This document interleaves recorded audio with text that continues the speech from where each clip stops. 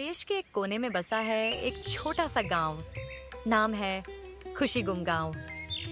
नाम सुनते ही लगता है जैसे यहाँ हर वक्त खुशियां रहती होंगी, लेकिन इस गांव की खुशियां सिर्फ कुछ दिनों की मेहमान हैं।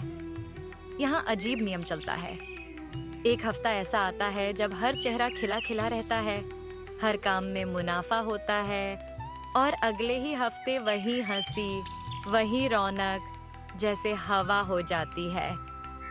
आज गांव में वही अच्छा हफ्ता चल रहा है। अरे भैया क्या बताएं, इस हफ्ते तो मेरा काम बहुत बढ़िया चला। ठेले की चाट पापड़ी इतनी बिकी कि हाथ रुकने का नाम ही नहीं ले रहा था। हाँ भैया, बिल्कुल सही। मेरा धंधा भी इस हफ्ते मुनाफे में रहा। ऐसा लग रहा है जैसे किस्मत साथ दे रही हो। तीसरे आदमी की बात सुनते ही चौपाल पर अचानक सन्नाटा छा जाता है। हंसी थम जाती है और सबके मन में पुरानी यादें ताजा हो जाती हैं। हाँ भैया, पता नहीं इस गांव को क्या हो गया है।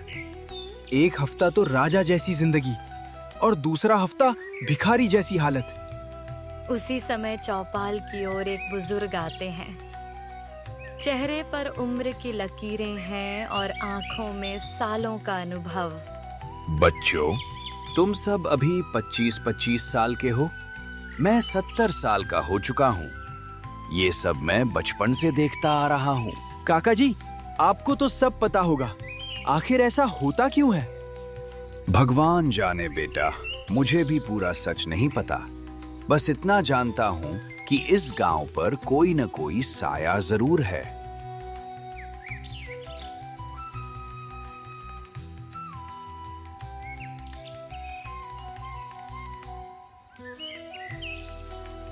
जैसा कि हर बार होता आया है, हवा में अजीब सी बेचैनी थी और लोगों के दिलों को पता चल गया था। वो बुरा हफ्ता एक बार फिर लौट आया है। किसी के घर रातों रात चोरी हो गई। हाय राम जी, अब मैं क्या करूं? वो बुरा हफ्ता फिर से लौट आया। चोर घर से सब कुछ लूट ले गए। सब कुछ करके जो थोड़ा सा पैसा जोड़ा था वो भी आज नहीं रहा। अब तो रोने के सिवा कुछ भी नहीं बचा। कोई अच्छा खासा आदमी अचानक इस दुनिया से चला गया। पिताजी, आप ऐसे कैसे चले गए बिना कुछ कहे? मैंने क्या गलती की थी जो आप मुझे अकेला छोड़ गए? आप कहते थे ना, मैं हूं तेरे साथ। आज सब झूठा हो गया पिताजी। आपके बिना मेरा कौन है यहाँ? किसे पुकारूं मैं? अरे बेटा, रो मत। बहुत उम्र थी उनके, भगवान ने बुला लिया। हौसला रख, यही दुनिया का दस्तूर है। जैसे तैसे करके ये वाला मनहूस हफ्ता तो निकल गया, लेकिन इस बार किस्मत ने फिर करवट ली। सुबह होते ही खबर फैल गई कि आज पूरे गांव को चौपाल पर इकट्ठा होने का हुक्म है। गांव के मुखिया ने सबको बुलाया है। सुनो गांव वालों, अब सबको पता है कि यहाँ क्या होता आया है। एक हफ्ता अच्छा, एक हफ्ता बुरा। अब हमें इस बुरे हफ्ते का मिलकर सामना करना चाहिए। अगर किसी के पास उस बुरे हफ्ते में थोड़ा भी अनाज, थोड़ा भी पैसा बचता है तो उसे सबके बीच बांटना होगा। तभी गांव का दुख कम होगा। मुखिया जी, आपकी बात ठीक है, लेकिन ऐसा होता ही नहीं। बुरे हफ्ते में अपने परिवार के अलावा कुछ भी नहीं बचता। हाँ मुखिया जी, भगवान जाने सब कहाँ गायब हो जाता है। न अनाज रहता है, न पैसा, न सहारा। चौपाल पर फिर वही मायूसी छा जाती है। किसी के पास कोई जवाब नहीं होता, लेकिन चौपाल के एक कोने में दो नन्ही आंखें यह सब ध्यान से सुन रही होती हैं। ये हैं गोलू और चिंटू, गांव के दो बच्चे जिनकी उम्र भले ही कम है, लेकिन सोच बहुत बड़ी। अरे चिंटू, ये तो बहुत बड़ी समस्या है। लगता है हमें कुछ करना पड़ेगा।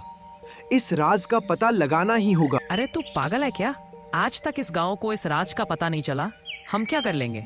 सोच चिंटू, अगर आज हमने कुछ नहीं किया, कोशिश भी नहीं की, तो आगे चलकर हमारे बच्चे भी यही सब झेलेंगे।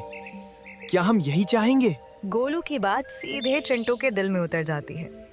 वो चुप हो जाता है, कुछ पल सोचता है, फिर धीरे से सिर हिला देता है।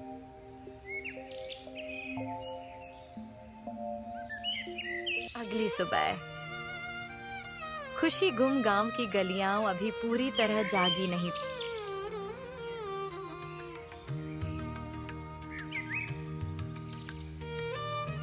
लेकिन एक छोटे से घर में जिंदगी रोज की तरह चल रही थी। गोलू अपनी माँ के पास बैठा चुपचाप खाना खा रहा था।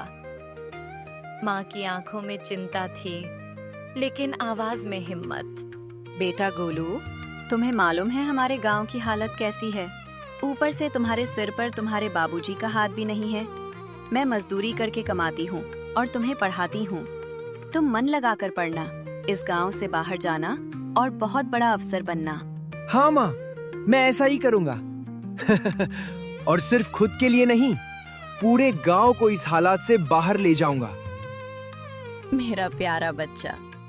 चल गोलू, देर हो रही है। माँ, आज थोड़ा समय लग जाएगा। मैं चिंटू के घर पढ़ने जा रहा हूँ। ठीक है बेटा, लेकिन अपना ख्याल रखना।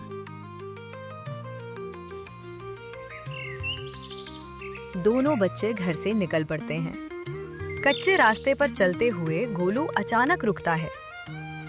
अरे चिंटू, तेरी परदादी पिछले महीने ही स्वर्गवास हो गई थी ना? उनकी उम्र कितनी थी? 100 साल के पार ही थी। बहुत कुछ देखा था उन्होंने।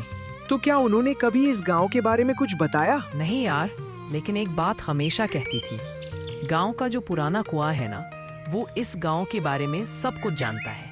कहती थी गए तो थे लोग, लेकिन किसी को कुछ मिला नहीं। हाँ, 2 आदमी लापता जरूर हो गए थे। तो चल, आज वहीं चलते हैं। अरे यार, ये सब सुनकर मुझे डर लग रहा है। कुछ नहीं होता, चल देखते हैं।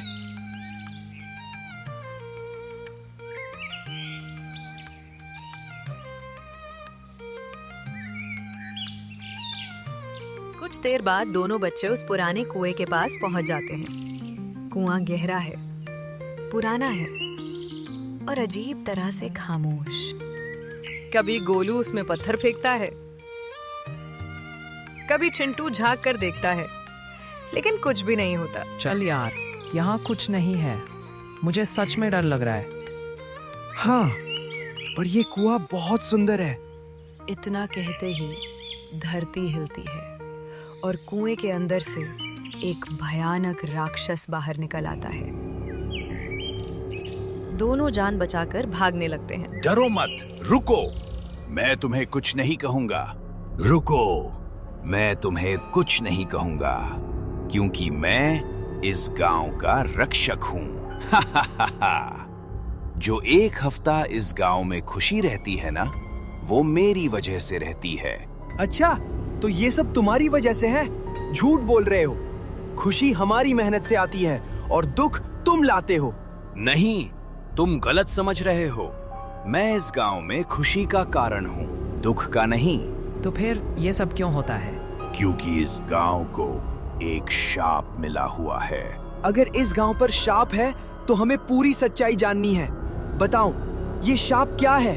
बहुत साल पहले जब ये गांव बस रहा था, तब यहाँ के लोग जमीन से ज्यादा दौलत से प्यार करते थे। हर दिल में लालच था। ये कुआं अब मेरा है। जिसके पास पैसे हो, सिर्फ वही यहाँ से पानी लेगा। गरीब हो तो प्यासे रहो। सेठ जी, बच्चे 3 दिन से प्यासे हैं। थोड़ा सा पानी दे दो, भगवान के नाम पर। भगवान? यहाँ भगवान नहीं चलता, यहाँ सिक्का चलता है। भागो यहाँ से। अब तो लगता है पानी से पहले हमारी सांसें खत्म हो जाएंगी। माँ, पानी। प्यास से तड़पते लोगों ने धरती की ओर नहीं, आसमान की ओर देखा। हे भगवान, अगर ये गांव जीने लायक नहीं, तो हमारे दुखों को खत्म कर दो, इस लालच को खत्म कर दो। मैं इस गांव को शाप नहीं देता, मैं उस लालच को शाप देता हूं जो इंसान को इंसान का ही दुश्मन बना चुका है। तो फिर ये शाप टूट क्यों नहीं जाता? क्योंकि किसी ने पूरे दिल से त्याग नहीं किया। हर कोई सोचता है पहले मैं, फिर गांव। गोलू की आंखों में अब डर नहीं, एक फैसला था। अगर शाप लालच से पैदा हुआ है, तो त्याग से ही टूटेगा। और अगर बड़े नहीं कर पाए, तो हम बच्चे करेंगे।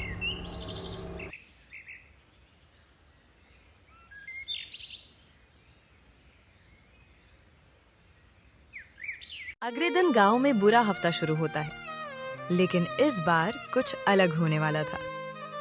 माँ, अगर हम ये अनाज किसी और को दे दें तो? बेटा, अगर किसी का पेट भर जाए तो भगवान हमारा भी रास्ता बना देगा। वही अनाज, चिंटू के घर से थोड़ा पैसा, किसी और घर से दूध, धीरे धीरे बच्चों की देखा देखी पूरा गांव बांटने लगता है। पहली बार बुरे हफ्ते में किसी के घर चोरी नहीं होती, कोई नहीं मरता, कोई भूखा नहीं सोता, और कुएं के पास राक्षस मुस्कुरा रहा होता है। आज शाप कमजोर पड़ गया है। अगले हफ्ते गांव फिर खुश होता है, लेकिन अब खुशी डर के साथ नहीं, भरोसे के साथ आती है। आज से ये गांव खुशी गुम नहीं, खुशी गांव कहलाएगा। सालों बाद गोलू बड़ा अफसर बनता है, लेकिन गांव छोड़कर नहीं, गांव के लिए। चिंटू गांव का गुरु बनता है और खुशी गुम गांव अब सच में खुशियों का गांव बन जाता है।